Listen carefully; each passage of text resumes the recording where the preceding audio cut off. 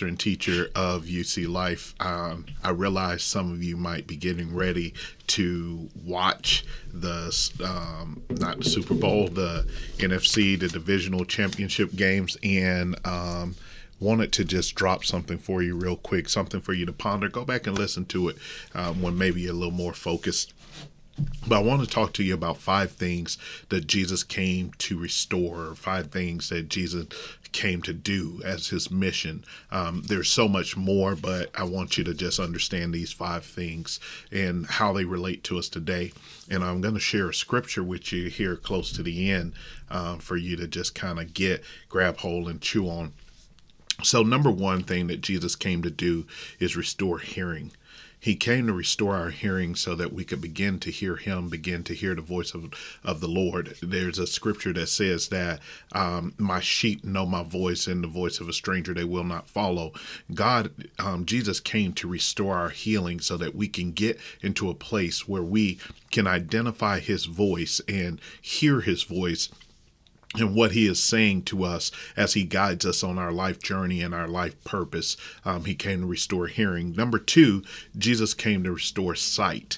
There are many of us who can see, but we don't perceive what we're looking at. But he came to restore spiritual sight so that we can truly begin to see and hear, not only hear what he's doing, but see when God is at work. So often, I made a post earlier today on Beyond Church Talk, that so often we spend a lot of time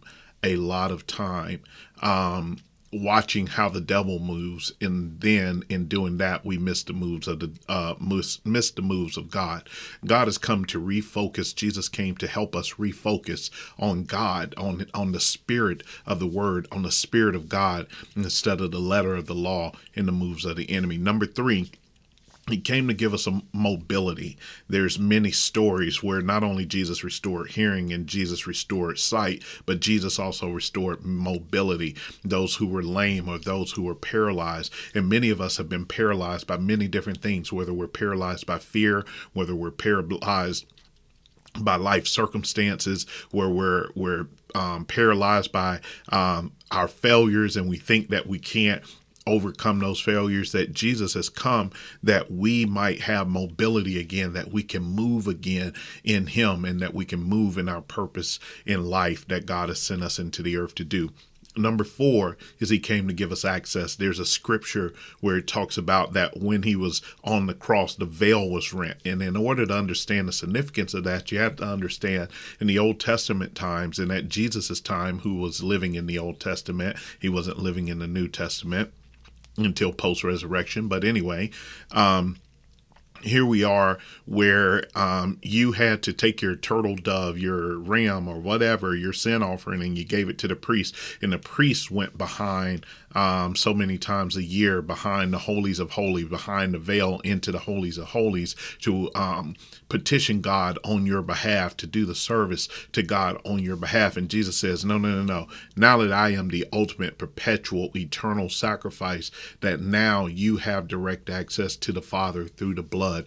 And so he came to give us access. And number 5, he came to give us hope. And I want to just share this scripture that we're familiar with, maybe. It says, a thief comes only to steal and kill and destroy.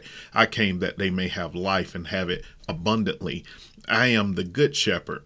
The good shepherd lays down his life for the sheep. So I wanted to give you that and help you to understand that there is hope, that Jesus came to give us hope, that he came to give us that abundant life. And in that abundant life is hope.